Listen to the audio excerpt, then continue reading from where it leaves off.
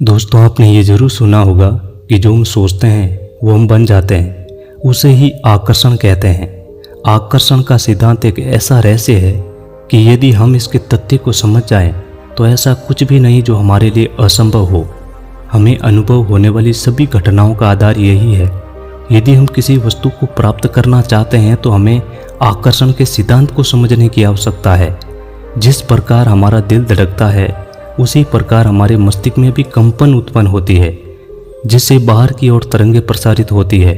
इस प्रकार हम जो भी अपने मस्तिष्क में सोचते हैं उसी संदेश को मस्तिष्क तरंग करके ब्रह्मांड में ले जाते हैं और उसके प्रति उत्तर में हमें वो वस्तु प्राप्त होती है या वो हमारी ओर आकर्षित होती है।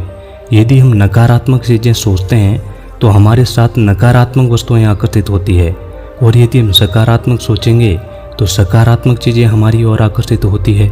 आकर्षण का नियम कुछ नहीं बल्कि हमारी सोच का प्रतीकात्मक रूप है।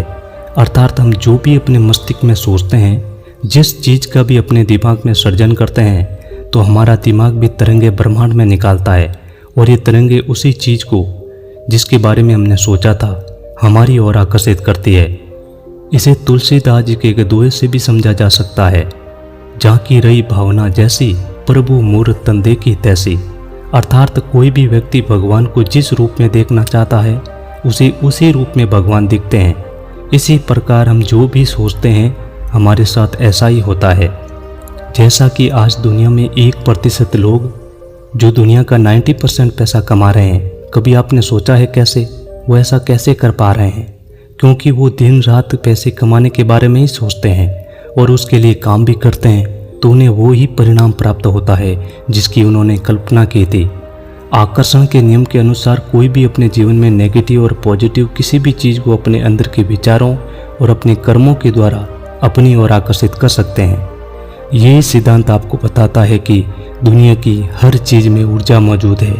आकर्षण के नियम के अनुसार आप लोग जैसी ऊर्जा बाहर छोड़ते हैं, यानी कि आप ब्रह्मांड में जैसी ऊर्जा छोड़ते हैं वैसी ही ऊर्जा आपको वापस मिलती है। ये सिद्धांत उसी से मिलता जुलता है जैसे कि जैसी करनी वैसी भरनी। हम जैसे होते हैं वह सब हमारी सोच और हमारे कर्मों का परिणाम होता है। आज की बौद्ध कहानी में हम एक ऐसी गुप्त विधि जानने वाले हैं जो कि आकर्षण के इस नियम को समझाएगी। हमारी दुनिया में इस विधि को शायद 1% लोग ही जानते हैं, इसीलिए वो 1% लोग इतने कामयाब होते हैं। ये विधि बहुत आसान है दोस्तों। ये विधि इतनी आसान है कि आप लोग वीडियो देखते देखते इस विधि का उपयोग कर सकते हो, और ये विधि बहुत कारगर है।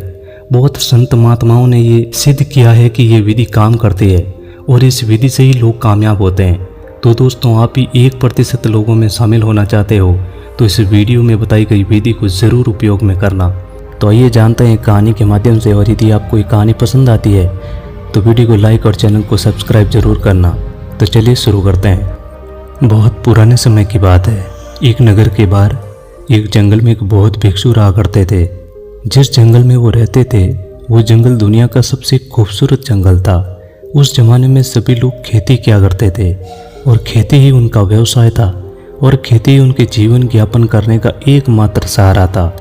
वह उन्हीं से भोजन प्राप्त होता था और पशुओं के लिए चारा भी प्राप्त होता था। लेकिन अचानक ही किसी वजह से वहाँ अकाल पड़ जाता है। पानी की एक बूंद भी नहीं बची। सभी फसलें खराब हो गई। लोग भूख प्यास के कारण तड़प रहे थे। उन्हें कोई भी रास्ता नजर नहीं आ रहा था। उन्हें समझ नहीं आ रहा था कि अब क्या करें। फिर उन गांव वालों में से एक बुजुर्ग ने कहा कि हमारे जंगल में एक बौद्ध भिक्षु रहते हैं और वही हमारी समस्या का समाधान कर सकते हैं। वो बहुत बड़े आत्मज्ञानी हैं, उनके पास कोई न कोई हल अवश्य होगा। जब गाँव वालों ने ये सुना तो उसमें से एक युवक ने बौद्ध भिक्षु को ढूंढना शुरू किया। उसके बाद जब वो उनके पास पहुंचा तो बौद्ध भिक्षु अपनी तपस्या में लीन थे। उस युवक ने बौद्ध भिक्षु को प्रणाम किया और वहीं पर बैठ गया। बौद्ध भिक्षु ने उसे यहाँ आया देखकर उससे कहा कि क्या हुआ, आप बताइए, आपका यहाँ आना कैसे हुआ। बौद्ध भिक्षु की बात सुनकर वो युवक बोला कि महाराज, हमारे गांव में हालत बहुत ख़राब है। कई दिनों से वहाँ बारिश नहीं हो रही है। लोगों के हालात ख़राब हो चुके हैं, सब कुछ बर्बाद हो चुका है। महाराज, आज तक हमारे गांव में इतना सूखा कभी नहीं पड़ा। लोग भूख प्यास के कारण तड़प रहे हैं। ऐसा लग रहा है कि सभी लोग भूख प्यास के कारण ही मारे जाएंगे। अगर ऐसे हालात चलते रहे तो गांव में कोई भी नहीं बचेगा, पूरा गांव समाप्त हो जाएगा। अब आप ही कुछ कर सकते हैं, आप उन लोगों को बचा सकते हैं, क्योंकि मुझे पता है कि आप कोई न कोई ऐसी विधि अवश्य जानते हैं जिससे कि लोगों की जान बचाई जा सकती है और बारिश हो सकती है। क्योंकि हमारे गांव में बहुत दिन हो गए लेकिन बारिश होने का नाम ही नहीं ले रही और चारों तरफ सूखा ही सूखा पड़ा है। अगर ऐसा ही चलता रहा तो सब कुछ बर्बाद हो जाएगा। अब आप ही कुछ कर सकते हैं। मैं आपके पास बड़ी आशा लेकर आया हूँ, आप हमारी सहायता कीजिए। मैं यहाँ से खाली हाथ वापस नहीं जाना चाहता। अगर आपने हमारी समस्या का समाधान नहीं किया तो सभी लोग मारे जाएंगे। उस युवक की बात सुनकर वो बौद्ध भिक्षु कुछ सोचते हैं और कुछ देर सोचने के बाद बौद्ध भिक्षु ने कहा, ठीक है, मैं तुम्हारी मदद अवश्य करूँगा। ये कहकर वो बौद्ध भिक्षु उठे और वहाँ से जाकर थोड़ी दूर खड़े हो गए और हाथ जोड़कर कुछ करने लगे। ये सब जब उस युवक ने देखा तो उसे कुछ भी समझ नहीं आया कि ये बौद्ध भिक्षु हाथ जोड़कर क्या कर रहे हैं। कुछ देर बाद बौद्ध भिक्षु ने कहा, जाओ अब बारिश हो जाएगी। बौद्ध भिक्षु की ये बात सुनकर उस युवक को बड़ा आश्चर्य हुआ। फिर उसने कहा कि महाराज, आपने हाथ जोड़कर क्या किया? क्या आपने कोई प्रार्थना की जिससे कि बारिश हो जाएगी? युवक की बात सुनकर बौद्ध भिक्षु मुस्कुराए और युवक से बोले कि नहीं, मैंने कोई प्रार्थना नहीं की। बौद्ध भिक्षु की ये बात सुनकर उस युवक ने कहा, तो फिर आपने इतनी देर खड़े रहकर दोनों हाथ जोड़कर वहाँ क्या कर रहे थे? युवक की बात सुनकर बौद्ध भिक्षु बोले कि मैं वहाँ खड़े होकर कोई प्रार्थना नहीं कर रहा था। अगर मैं बारिश के लिए प्रार्थना करता तो भी बारिश नहीं होगी, क्योंकि जब भी हम ब्रह्मांड से कुछ मांगते हैं या फिर कुछ पाने के लिए प्रार्थना करते हैं तो हम इस ब्रह्मांड को ये दिखाते हैं कि हमारे पास उस चीज़ की कमी है, हमें उसकी आवश्यकता है। हम उस कमी को दर्शाते हैं और जाने अनजाने में हम उस कमी वाली स्थिति को और भी ज़्यादा मजबूत बना देते हैं, जिसे हम बदलना चाहते हैं, जबकि हमें ऐसा नहीं करना चाहिए। तुम मुझे ये बताओ कि अगर तुम बहुत गरीब हो और तुम किसी से मदद मांगने जाओ और उसे कहो कि तुम बहुत गरीब हो और तुम्हारे पास कुछ भी नहीं है, तो क्या वो तुम्हारी मदद करेगा? वो तुम्हारी मदद कभी नहीं करेगा, क्योंकि उसे पता है कि तुम्हारे पास कुछ भी नहीं है और तुम उसे कभी वापस लौटा भी नहीं सकते। आप अपनी गरीबी बताकर उसे सहायता ना करने का मौका दे रहे हो। और वहीं अगर तुम उसे कुछ ना बताओ और उसे कहो कि तुम्हारे पास किसी चीज़ की कोई कमी नहीं है और फिर अगर तुम मुझसे मदद मांगो तो वो तुम्हारी मदद अवश्य करेगा, क्योंकि उसे पता है कि तुम्हारे पास किसी भी चीज़ की कमी नहीं है। वो तुम्हारी खुशी खुशी मदद कर देगा, क्योंकि अगर हम कमज़ोर बनकर लोगों से मदद मांगेंगे तो कोई हमारी मदद नहीं करेगा। वहीं अगर हम उनके सामने अपनी कमजोरी प्रदर्शित ना करें तो हमारी मदद अवश्य करते हैं। फिर उस वक्त बौद्ध भिक्षु उस युवक से बोले कि ये विधि गुप्त विधि है और ये विधि बहुत मूल्यवान है। मैं ऐसे तो किसी को नहीं बताता, लेकिन मैं तुम्हें ये विधि बता रहा हूँ ताकि बारिश होने में यदि समय लगे तो तुम इस विधि का उपयोग कर सको, क्योंकि कभी कभी हमें बार बार इस विधि का उपयोग करना पड़ता है। बौद्ध भिक्षु की बात सुनकर वो युवक बोला, महाराज, आप मुझे वो विधि बताइए। फिर बौद्ध भिक्षु बोले कि जो विधि मैं तुम्हें बताऊंगा, तुमने अगर इस विधि का गलत उपयोग करोगे तो ये विधि काम नहीं करेगी, इसीलिए मेरी बात को ध्यान से सुनो।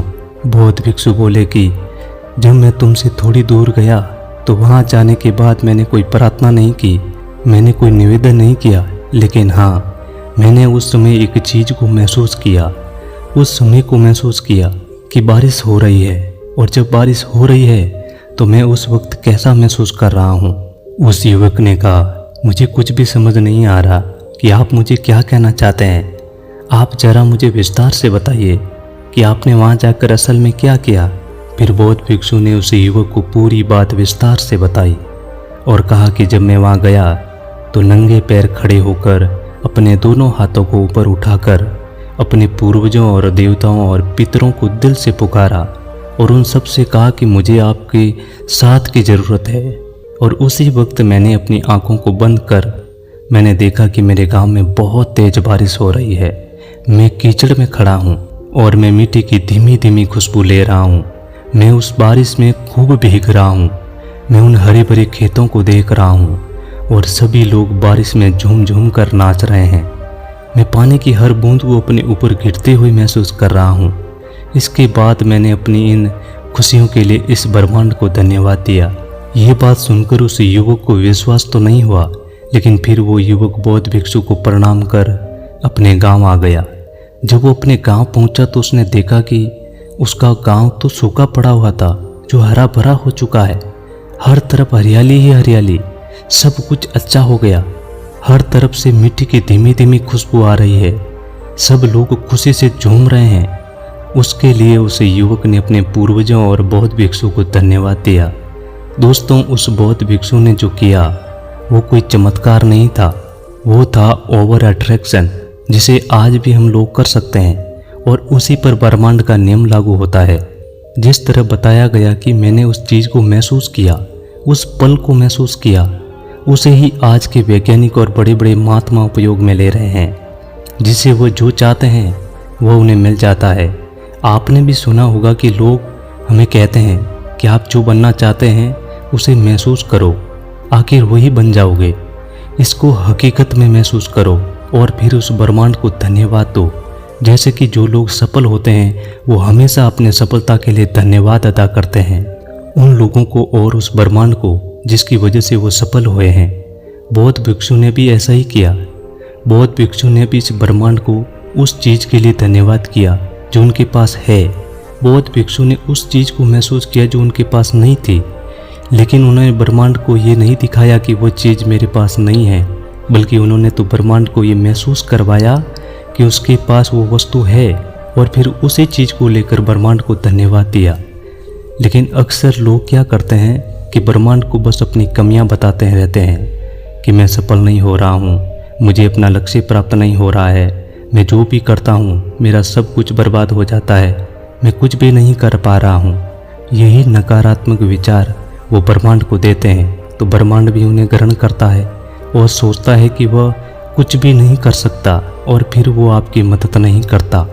लेकिन जब हम इस ब्रह्मांड को ये बताते हैं कि हम एक सफल इंसान हैं, मैं सब कुछ हासिल कर सकता हूँ और मैं अपने लक्ष्य तक अवश्य पहुँचूँगा, तो इस ब्रह्मांड को लगता है कि हमें वो शक्ति है, हमें वो पावर है, हम वो कर सकते हैं। तो फिर ये ब्रह्मांड हमारी सहायता करने में लग जाता है। जब भी हम किसी चीज़ के बारे में महसूस करते हैं और फिर धन्यवाद अदा करते हैं, तो इस ब्रह्मांड को लगता है कि आपके पास वो चीज़ है, आपको ये देनी चाहिए। और ब्रह्मांड के नियम के अनुसार जैसी ऊर्जा आप इस ब्रह्मांड को भेजोगे, वैसी ही ऊर्जा ब्रह्मांड भी आपको भेजेगा।